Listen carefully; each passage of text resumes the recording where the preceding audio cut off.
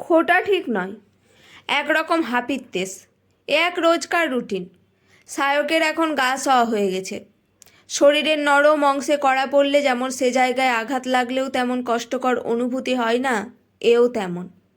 প্রথম প্রথম কয়লার ইঞ্জিনে টানা ট্রেনের মতো বুক বেয়ে ফসফস দীর্ঘশ্বাস পড়ত। ইদানিং ওসবও একেবারে বন্ধ। বিছানায় বেলা অবধি গড়াতে মন্দ লাগে না। একটা সিঙ্গেল বেড, রং ফিকে হয়ে আসা চাদর, পাল্লা কিছুটা নেমে আসা কাঠের একখানি আলমারি, কবজার একটা স্ক্রু খুলে গেছে। পাল্লা সামান্য তুলে বন্ধ করা যায় অবশ্য, আর গোপন কিছু বা দামি সামগ্রীও নেই সেখানে। তাই কেন আর মিছে খরচা করা ও আলমারির পিছনে? আছে কয়েক সেট প্যান্ট শার্ট আর পর পর পাস করে আসা সার্টিফিকেট, যেগুলো আজকের যুগে বেকার। বিছানায় শুয়ে সায়ক পাখার ব্লেড গুনছিল। 1 2 3, 3 2 1। ঝুল কালিতেই কেমন পাকে ডোব নেড়ি কুকুর লাগছে দেখতে পাখাটাকে। লম্বা তেলজিটে ঝুলগুলো সিলিং থেকে কিছুটা নিচের দিকে নেমে এসেছে অসত্য গাছের ঝুড়ির মতন। ঘরের দেওয়ালগুলো মাড়ির ইনফেকশন, গাল ফোলার দশা। ভিতরে নোনা ধরেছে, হাত লাগালেই চুন ধুলো খসে পড়ে। এসব রিপেয়ার করার কথা কার? সায়কের না? বাবা তো বেসরকারি ফার্মের মামুলে চাকুরে, সামনের বছর রিটায়ারমেন্ট। পেনশনও নেই, এককালীন টাকা পাবে, কিন্তু তার কত? 4 4টে পেট, বোনের বিয়ে বাকি, আর শুয়ে থাকা যাচ্ছিল না। শরীরময় একটা ক্ষুধার্ত নেংটি ইঁদুর এক এক সময় এমন দাপাদাপি করে যে স্থির থেকে হাত পা গুটিয়ে বসে থাকা যায় না। বিছানা ছেড়ে উঠে সায়ক পাল্লা নামা আলমারি থেকে ওর বহুবার ধুয়ে রাখা ফিকে হয়ে আসে ব্লু শার্টটা পরে। দরজায় বেনুর গলা, বলছে, তুই কি বেরোচ্ছিস? শার্টের বোতাম লাগাতে লাগাতে সায়ক মাথা নাড়ালো। তবে ফেরার পথে সার্ফ নিয়ে আসিস। বেনুর দিকে চেয়ে রইল সায়ক। হাতের মুঠি থেকে 50 টাকা বের করে দিল বেনু। ওর টিউশন করে, 4টে 10 বছরের বাচ্চাকে পড়ায়। ইংলিশ মিডিয়ামের ছাত্র, মাসে 3200 টাকা আয়। সায়ককেও বলেছিল 2 1 জন, কিন্তু সায়ক করতে পারেনি। হাতে ডিগ্রি, পকেটে চাকরির কোয়ালিফাইং সার্টিফিকেট থাকা সত্ত্বেও যদি সাইকেলে চেপে লোকের বাড়ি গিয়ে গিয়ে ছেলে পড়াতে হয় আর বারে বারে স্কুল মাস্টারের সঙ্গে নিজের তুলনা আর জ্ঞানের তারতম্যের মাপামাপি শুনতে হয়, তা অন্তত সায়কের কাছে মেন্টাল টর্চার ভিন্ন আর কিছু নয়। বোসবাবুর ছেলেকে পড়াতে যেত অঙ্ক। ছেলে অঙ্কে কাঁচা, নাম্বার 40-এর বেশি আসে না। বোসবাবু পায়ের ওপর পা তুলে সাদা ফিনফিনে পাঞ্জাবিতে একরকম ক্লাসই নিয়ে ফেললেন সায়কের। তারে জামিন পে দেখেছে ওইভাবে পড়াতে হয়। শোন, টিচার মানে কিন্তু সিলেবাস শেষ করানো নয়, বাচ্চা বুঝলো কি না তা দেখা। বুঝলে না? তা তুমি অঙ্কে কেমন ছিলে? মন্দ নয়, ক্লাসে ভালোই মার্কস আসতো। কিসে যেন অনার্স তোমার? ইংলিশে। জিভ কেটে মুখ বিকৃত করলেন উনি, যেন সিগারেটে নিকোটিনের মাত্রা বেশি দিয়ে ফেলেছে কোম্পানি। বললেন, এ হে হে, সেজন্যই আর্টসের স্টুডেন্ট হয়ে অঙ্ক মানে? ইংলিশ অনার্স হলেও অঙ্ক আমার বরাবর ভালো লাগে। পাশে অঙ্ক ছিল আমার। দেখ মনি, মাস্টার হচ্ছে একটা জুয়েল মাস্টার, সকাল বিকেলে ব্যাচ। আমি সেখানে ছেলেকে দিতেই পারি, কিন্তু ছেলে আমার এমন মুখচোরা যে। উঠে চলে এসেছিল সায়ক। বলেছে, আপনি তাহলে স্কুল চেঞ্জ করুন। স্কুলের মাস্টার ভালোভাবে পড়ালে টিউশন লাগবে কেন? এরকম 2 4টে এভাবেই গেছে। কারো কারো মায়েরা চলে আসে বোঝাতে কিভাবে পড়াতে হয়। ব্যাখ্যা দেয় তারই পড়া, যদি তাদের হাতে সময় থাকতো। কোনো কোনো বাবা প্রকাণ্ড গাম্ভীর্যে নিজের বশ হওয়ার দম্ভ প্রকাশ করে হাতে বেতনের টাকা দেয়। সায়ক ভাবে, কি আশ্চর্য, এ তো ওর হকের টাকা। স্কুলের মাস্টারদের এভাবে কেউ শাসায়? আরে কাজের মাসিও তো এর চাইতে ইজ্জত বেশি বাজারে। তাই সব ছেড়ে ছুড়ে দিল। বোনের দেওয়া টাকাটা বুক পকেটে পুড়ে যখন বারান্দায় দাঁড়িয়ে পায়ে চটি গলাচ্ছে, তখন আবারও শুনছিল হাপিত্যেস। বাড়িতে হাপিত্যেসের রেট কাউন্ট করার মেশিন থাকলে সেখানে মায়ের পিচ সবচাইতে হাই হতো।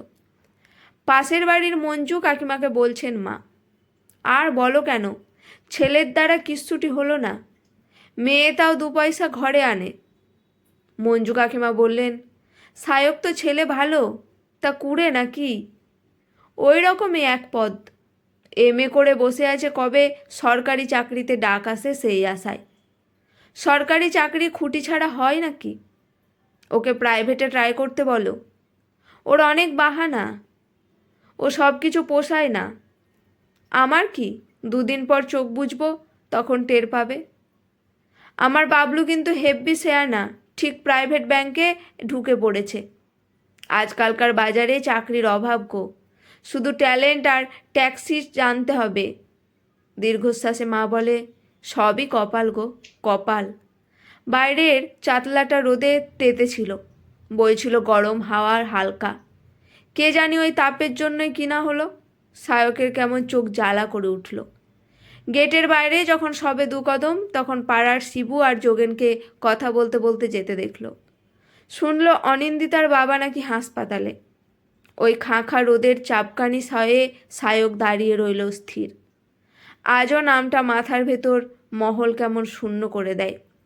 শিরায় শিরায় নেশা ধরায়।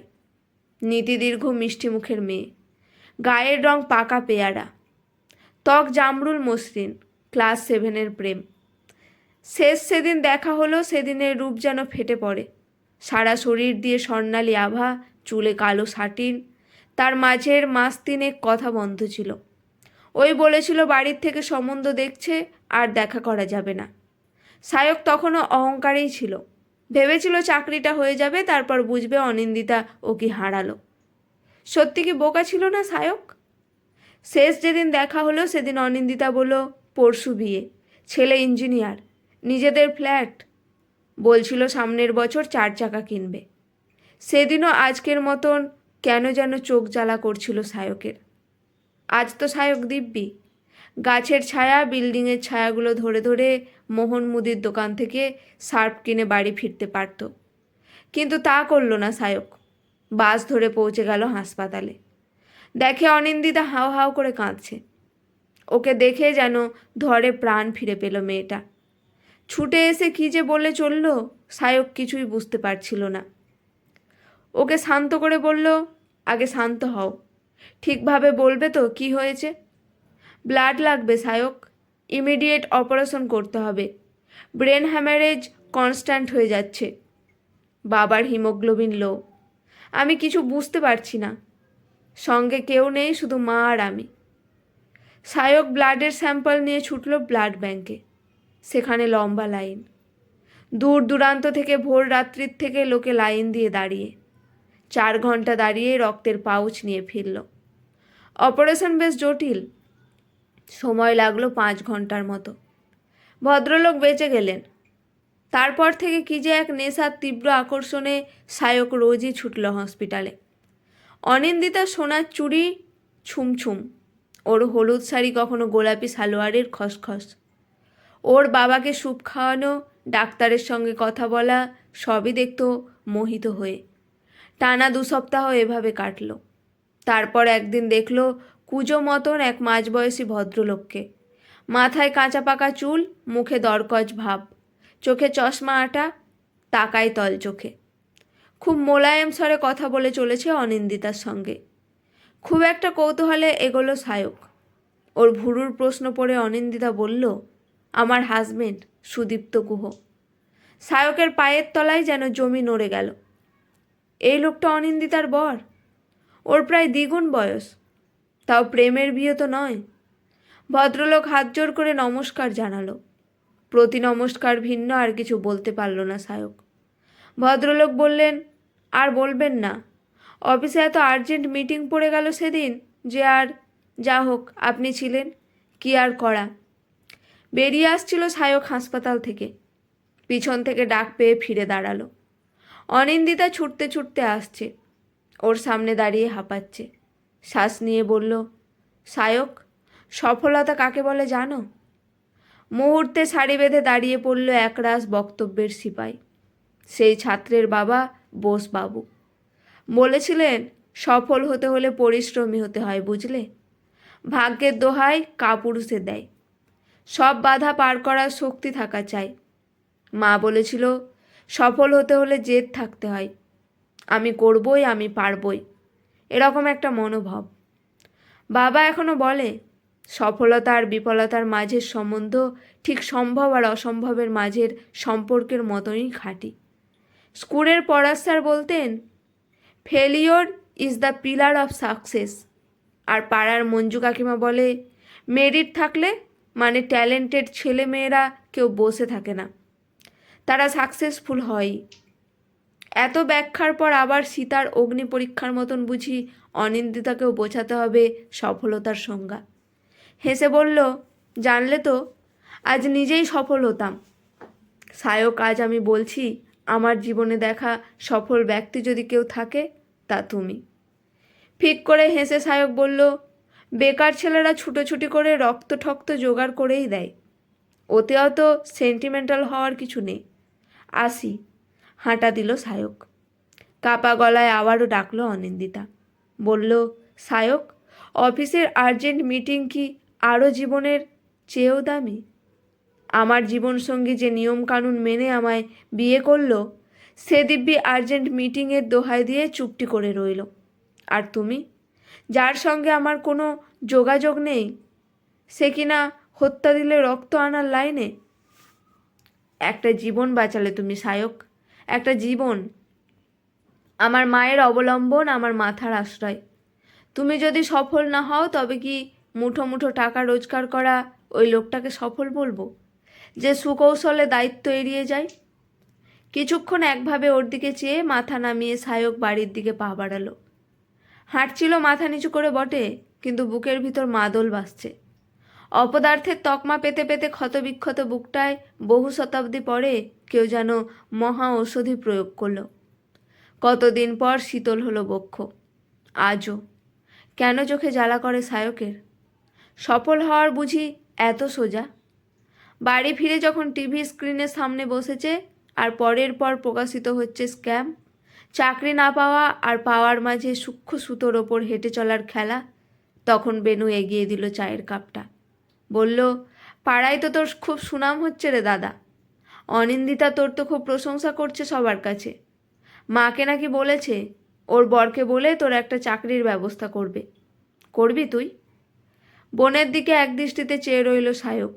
বেনুও চাকরির পরীক্ষায় পাশ করে লোকের বাড়ি বাড়ি গিয়ে টিউশন পড়ায়।